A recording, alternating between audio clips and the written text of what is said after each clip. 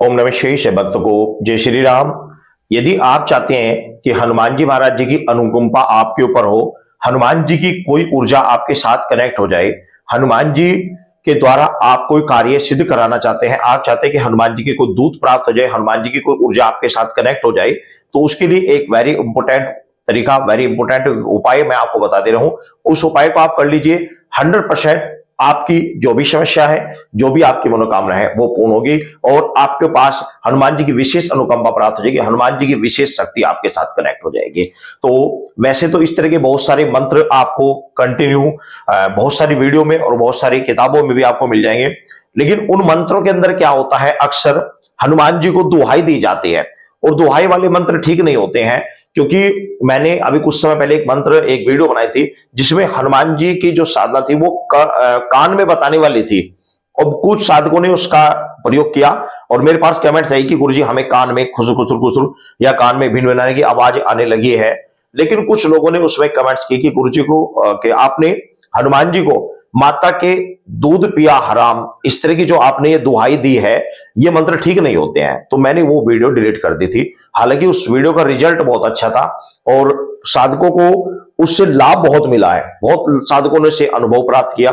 लेकिन मुझे खुद भी उस मंत्र को पढ़ते हुए अच्छा नहीं लग रहा था, क्योंकि हनुमान जी को उसमें ये उसके अंदर ये बताया गया था कि हनुमान जी को कि हनुमान जी की जो पढ़ते हुए दिख रहा है कि उसमें हनुमान जी को ये बताया गया कि हनुमान जी को माता अंजनी का दूध पिया हराम।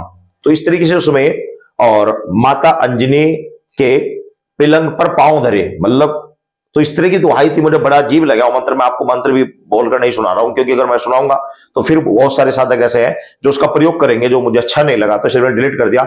उसकी जगह एक नया मंत्र, एक बहुत पावरफुल मंत्र में शास्त्र सम्मत मंत्र है, इस मंत्र को आपको बता रहा हूं, इस मंत्र का आप प्रयोग कर सकते हैं। इसके द्वारा हनुमान जी की अनुकंपा प्राप्त होगी, आपके ऊपर हनुमान जी की अनुकंपा होगी, हनुमान जी की कोई ना कोई शक्ति आपके साथ कनेक्ट हो जाएगी अगर आप श्रद्धा भाव के साथ, निष्ठा नियम के साथ इस मंत्र का जाप करते हैं। तो इसके लिए क्या करना है, एक शुभ दिन आपको देख लेना, शुभ मुहूर्त, कोई दिन, कोई अच्छा दिन, कोई शुभ मुहूर्त हो, तो उस दिन आपने क्या करना है, कुछ सामान आपने सुबह सुबह आपने हनुमान जी के ऐसे मंदिर में जहां पर कंटिन्यू पूजा होती हो, मंदिर कोई बोले कि कंटिन्यू पूजा होनी चाहिए, जिस मंदिर में कंटिन्यू पूजा होती है वहां पर हनुमान जी की विशेष रूप से एनर्जी आज प्राप्त, जैसे कि हमारा धाम है, परमानेंट कभी अभी तक एक भी समय ऐसा नहीं गया जिसमें हनुमान जी की सेवा या आरती इत्यादि ना हो पाई हो, ऐसा कभी नहीं गया।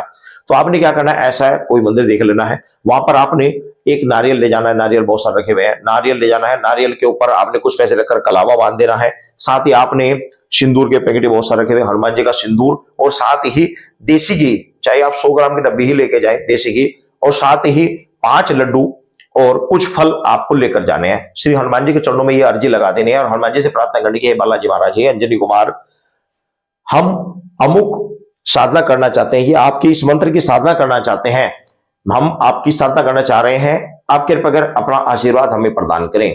इस प्रकार श्री हनुमान जी से बोलकर अपने घर पर आ जाए।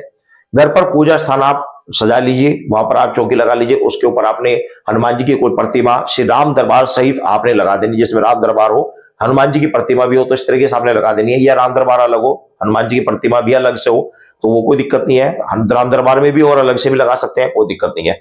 लाल आसन के ऊपर लगा लीजिए। लाल रंग के वस्त्र इस तरीके से जैसे मैंने पहने हुए लाल रंग के वस्त्र आपने पहन लेने हैं, नहीं है तो कोई बात नहीं है, साफ स्वच्छ वस्त्र हो उनको पहनकर आपने साधना, अगर आप ये साधना ब्रह्म मुहूर्त में सुबह सुबह कर रहे हैं तो पूर्व दिशा की तरफ करेंगे, शाम के समय करेंगे तो आप पश्चिम दिशा की तरफ आप साधना को करेंगे, ठीक है ना। और साधना का कोई लंबा चौड़ा विधान नहीं है। तो आपने क्या करना है, एक मंत्र जो मैं आपको अभी बता रहा हूं, उस मंत्र का आपने एक रुद्राक्षी माला लेकर सिर्फ एक माला आपने जाप करना, सिर्फ एक ही माला आपने जाप करनी है। और ये जो साधना है ये कंटिन्यू 41 दिन तक चलेगी। किस प्रकार कैसे करेंगे, सबसे पहले आप धरती माता को प्रणाम करेंगे, अपने गुरु को प्रणाम करेंगे, गणेश भगवान जी का ध्यान करेंगे, भगवान शिव का ध्यान करेंगे, उसके बाद श्री रामचंद्र का ध्यान करेंगे, उसके बाद हनुमान जी का ध्यान करेंगे और इस मंत्र का एक माला जाप करेंगे। वहीं पर बैठे बैठे आप 7 बार हनुमान चालीसा का आप पाठ करेंगे। यदि कोई साधक 100 बार हनुमान चालीसा का पाठ कर ले तो अति उत्तम रहेगा, अन्यथा कम से कम 7 बार तो हनुमान चालीसा का पाठ करेंगे। अब पहले मंत्र आप सुन लीजिए। मंत्र है, जय जय वीर हनुमान, हाथ गदा शंख ध्वजा, वानर शरीरधारी, पवन वेंग पवन पूत, शक्ति अंजनी तुम्हारी, रुद्र के अवतार हो और अंजनी के लाल हो, भक्तजन के रक्षक ओ पापियन के काल। तो ये मंत्र है, बड़ा ही पावरफुल मंत्र है। इस मंत्र को मैं स्क्रीन पर भी डाल दे रहा हूं। इस मंत्र का आप प्रयोग कीजिएगा, बड़ा ही पावरफुल मंत्र है। इस मंत्र का आप जाप कीजिए, साथ ही 7 बार हनुमान चालीसा का आपको पाठ करना है। 41 दिन पूरा निष्ठा नियम के साथ पूरा फोकस करके आप इस साधना को करेंगे। हनुमान जी की अनुकंपा, हनुमान जी के दूत आपको दिखने पर आ जाएंगे। कोई ना कोई बड़ा वानर आपको स्वप्न के माध्यम से आपको दिखाई देगा, बड़ा वानर या कोई विशालकाय व्यक्ति आपको दिखाई देगा। जो मैंने जिन साधकों से कराई है उन साधकों का अनुभव है कि कुछ साधकों को एक बहुत बड़ा विशालकाय व्यक्ति उनको दिखाई दिया, उसने आकर उन्हें आशीर्वाद दिया। कि उसको वानर दिखाई दिया, एक बड़ा भारी वानर आया है स्वप्न में, उसने उनके ऊपर हाथ रखकर चला गया है। ये तो औरों की बात नहीं है, मैं अपना स्वयं का बता देता हूं कि मेरे साथ क्या हुआ है। मैं अभी कुछ समय पहले जब मुझे मंत्र प्राप्त हुआ तो सबसे पहले मैंने इस मंत्र का स्वयं इसका मैंने जाप किया। अनुष्ठान नहीं है क्या, केवल जाप किया। केवल मैंने इस मंत्र का 108 बार जाप किया और 3 दिन मैंने ये लगातार किया था। लगातार मेरा विचार था कि 1 हफ्ता मैं इसका जाप करूंगा, ठीक है ना।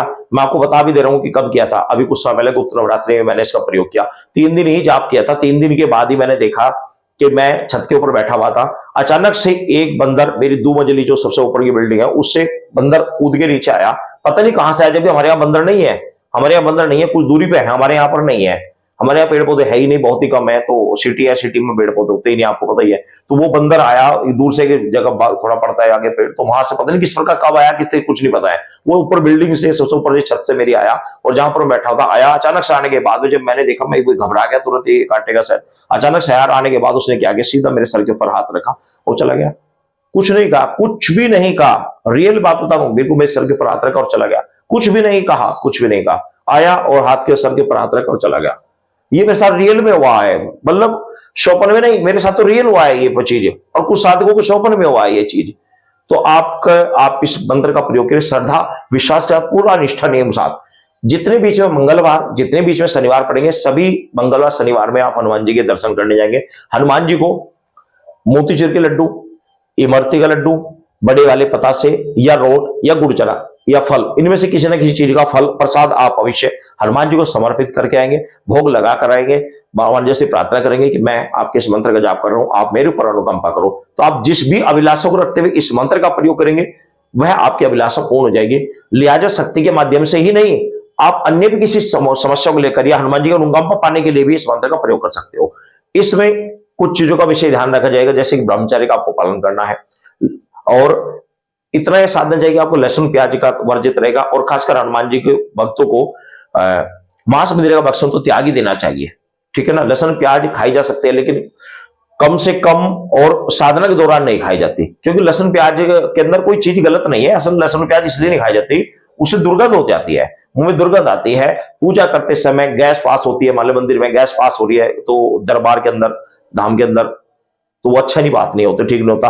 मुंह में दुर्गंध आ रही है, वो अच्छी बात नहीं होती। तो इसलिए लहसुन प्याज का वर्जित बताया गया है, ठीक है ना। लेकिन बहुत सारे साधक हैं जो एक्स्ट्रा टाइम में खा लेते हैं, बहुत सारे व्यक्ति, लेकिन साधना के दौरान नहीं खाने चाहिए, ठीक है ना। तो आप इस तरह की साधना करेंगे और भोजन आप सीमित करेंगे। आप भोजन कोशिश रखें तो 1 टाइम, अन्यथा 2 टाइम भोजन करें, लेकिन हल्का करें, बहुत हल्का करें, ठीक है ना। ऐसा नहीं कि बार बार खा रहे हैं, हल्का भोजन करें, बहुत ही कम करें। क्योंकि ज्यादा भोजन खाने से क्या होता है, आलस्य आता है, पूजा में ध्यान नहीं लग पाता। और देखो, सबसे गहरी बात यह होती है कि आप कोई भी साधना करें, किसी भी मंत्र का जाप करें, सबसे बड़ी चीज होती है कि आपके भावना उस समय प्रबल होनी चाहिए। आपका ध्यान उनके चरणों पे, ध्यान उनकी तरफ आपका पूरा होना चाहिए। अब देखो, वो काम तो चलता नहीं कि आपको साधना चाहे कैसी भी कर ले, मंत्र आप जाप कर रहे हैं, आपका ध्यान चल रहा है बाहर। अभी कुछ दिन पहले ही मेरे पास एक व्यक्ति बैठा हुआ था, तो वो बैठे बैठे मैंने देखा कि वो जाप कर रहा है, जाप करते करते करते करते करते बहुत देर उसको जाप करते करते करते, फिर मैंने उससे कहा, भाई तू जाप तो कर नहीं रहा था, तू ये धाम पर ही तू कुछ और ही कर रहा था, ध्यान तो तेरा कहीं और था। कहाँ था, सच बता, अच्छा ध्यान कहाँ था। कह रहे गुरुजी मैं क्या बताऊं। मैंने कहा क्या बता। तो कहने लगे, जी हमारे घर कुछ पशु है और मैं उसको बेचने गया था वहां मंडी में। तो मैं उसको जब बेचने गया तो मुझे वही ध्यान आ रहा था बैठे हुए, यार मैं उसी को सोच रहा हूँ वहां बैठे हुए कि यार वो इतने रेट में सही था, वो इतने में सही था, मैंने गलत बेच दिया, वो कर दिया। तो मैं कहा भाई तेरा जाप करने का फायदा क्या। तो वही मैं आपको कह रहा हूँ कि इस तरीके से अगर जाप करेंगे तो उसका कोई फायदा नहीं होता। पूरा ध्यान उसकी तरफ होना चाहिए जिस जहां पर आप ध्यान लगा रहे, जिस देवी देवता की आप पूजा कर रहे हैं। तो ये होता है। और मैं आपको ध्यान करने का सही तरीका बता दे रहा हूं कि अपने आसपास कोई ऐसा मंदिर देख कर रखें जिस मूर्ति की आप पूजा करते हो, वह अपने आसपास मंदिर या अपने पूजा स्थान पर उसका ध्यान, बैठे कहीं पर भी हो, उसका ध्यान करना चाहिए। बस ये ध्यान करना तरीका होता है। और मंत्र जाप कंटिन्यू करते रहिए, आपको लाभ हो जाएगा। सभी भक्तों को जय श्री राम।